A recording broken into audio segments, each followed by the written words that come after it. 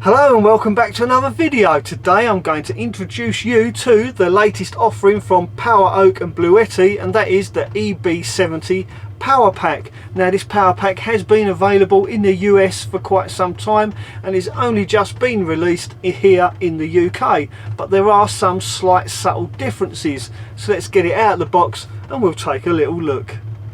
So as soon as you open the box, you're greeted with the instructions, and they're in this really thin envelope, and inside here is also the guarantee and the specification sheet. Now if I hold this up to the camera like this and just hold it there for a little while, hopefully the camera zoom in on that. So if you pause the video now, for those of you that want to know the specifications, there you go, there they are.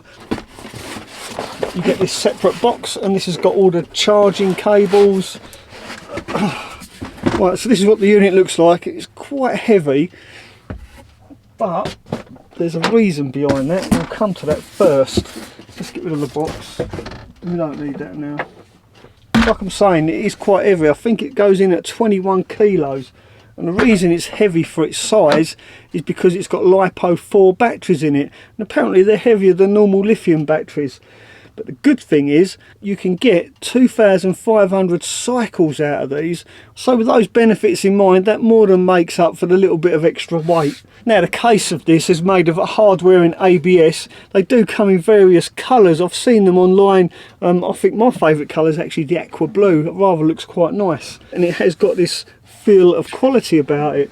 So let's start by looking at the AC outlets. On the UK version we have 2 plug sockets, and it also has a 1000 watt pure sine wave inverter, whereas the American option you have 4 outlets and it has a 700 watt pure sine wave inverter. But that's the main big difference between this one and the American version. We get 1000 watts, the Americans get 700 watts. Which is plenty, I suppose. It's still plenty. The main thing is I can still use my air fryer in this and cook my Fray Bentos pies. So that's one thumbs up. I've yet to try it though. And because it's a pure sine wave inverter, my laptop should work off of this as well. Now it's got the standard 12 volt outlet, which is a cigarette lighter style socket. In this you can plug your fridge and your diesel heater, as I've done in the past. But also it's got these 2 extra 5.5, 2.1 outlets as well, and these are rated up to 10 amps each. So I'm thinking you could be able to draw 30 amps out of this if you had the right adapters, and I've ordered some adapters for this so I can actually try it out, because I don't know if the 10 amps from this is shared with these 2 as well, or if they're rated at 10 amps each. So I'm going to do a little experiment later on to see if you can now only draw 10 amps from these 3 sockets, or if you can actually draw 30 amps from these 3 sockets. If you can draw 30 amps out of this, then this would be perfect for van life, unlike the other ones that you can only draw 10 amps out of one socket. But that is an experiment for later on. Now we've also got 2 USB C sockets that are both rated at 100 watts. So because they're rated at 100 watts, that means theoretically you should be able to run a modern laptop off of this as well. So there you go, DC outlets should be ample for any van dweller if you can get 30 amps out of this. But like I say, that remains to be seen. I will be doing an experiment once I get the adapters that plug into here, so I can run as much as I can off of this to try and max it out and see what happens. Now as for charging this, it's got the standard 3 ways of charging. You can charge it via solar, via your cigarette lighter socket, or via the mains. But you've only got one inlet for that. So let's take a look at those charge cables and have a look at the charging options. So let's take a look in the box and see what we get. So the main charger, I suppose, is the 240 volt brick here. Now this does put out almost 200 watts. Because it puts out so much power and it draws so much power and it charges this super fast, it has got a fan inside this. And I've seen some other reports that this fan is quite noisy, and I've got to admit it is a little bit on the noisy side, and it doesn't switch off. It continues to go all the time it's plugged in. And I shall demonstrate this by actually using the unit itself. I've just thought about this actually. Put that down now. So if I plug this in, you'll hear what the fan sounds like. There you go. So that fan is running even though it's not plugged into anything. And you can hear it. If I hold it up here, you can hear it's quite noisy. So there you go. All the time it's plugged in, that fan runs. Actually, it's not really that bad. I don't know what people are whinging about. Now, I do like these little buttons. They've got a little tiny indicator on them to let you know it's switched on. And in a minute, this screen will go off. We'll leave this running just to see. Oh, there you go, it's gone off. Now, to get this screen to come back on, you simply just quickly touch that button like that, and the screen will re-illuminate. Now, if I touch it again and hold it down and let go, after a little while, it then switches everything off. So just bear that in mind. If you want to check how much power you got left in this battery pack, all you need to do is quickly just flick that switch and it will light this panel up. There is no button on here to just simply press to light this panel up. You have to press either the light button, the AC, or the DC button. Just tap it once and then this screen will light up. I guess that just saves on having so many buttons on the unit. Right, that aside. Now also in the box is the cables that you can use to charge the power pack. When you're driving, you simply plug this end into your cigarette light socket, the other end into the power pack, thus so, and when you drive it charges the power pack. Downside is it will take at least 7 hours to charge this from flat if you're only using the alternator from your vehicle.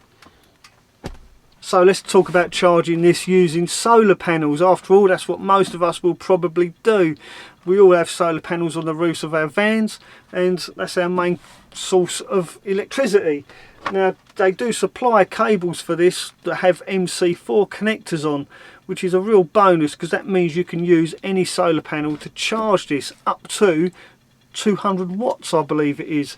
Now, Power Oak and Bluetti do make their own solar panels at 120 watts, but because the maximum is 200 watts, they are going to be bringing out a 200 watt solar panel, and they have promised that they will send me one so that I can do a review on that solar panel as well. So I'm quite looking forward to using that solar panel with this power pack in the summer. Like I say, the good thing is you can actually use any solar panel that you've already got kicking around to charge these, so that's a bonus. Now, one other feature I really like, and I forgot to mention because it sits on top, you can actually place your mobile phone on top of here and charge it using this induction charger.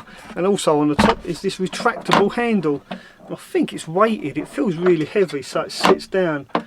It might rattle around a bit when you're driving, but nevertheless, you can put it down and put your mobile phone on there and charge it, but for this charger to work, you have to switch on the DC outlet supply with the button there.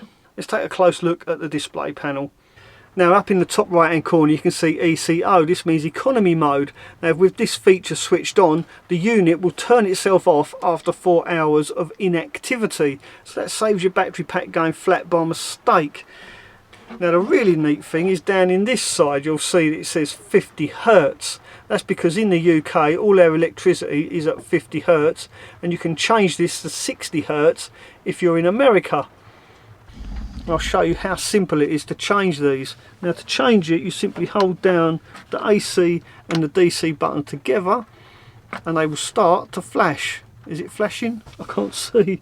Yeah, you can see it's flashing now. The 50 Hertz is flashing, so if I press that, it will change to 60 Hertz. I'll just zoom you in again so you can see.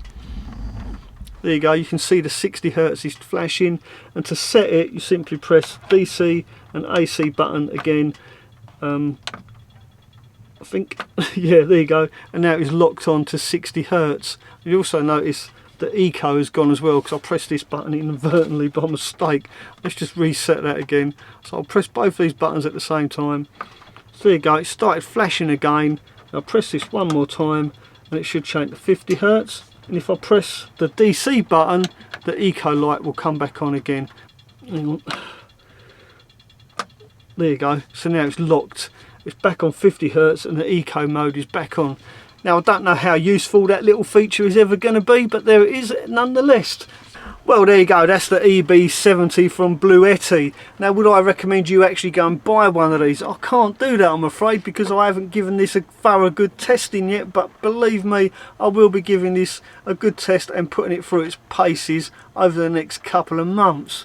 But on paper they seem pretty good, especially with those LiPo 4 batteries. I mean, a 10-year lifespan and 2,500 cycles, that can't be bad, can it? So I will leave a link in the description of this video where you can buy one of these, and they have given me a discount code, quite a generous discount code as well, and I'll also put all those details in the description of this video.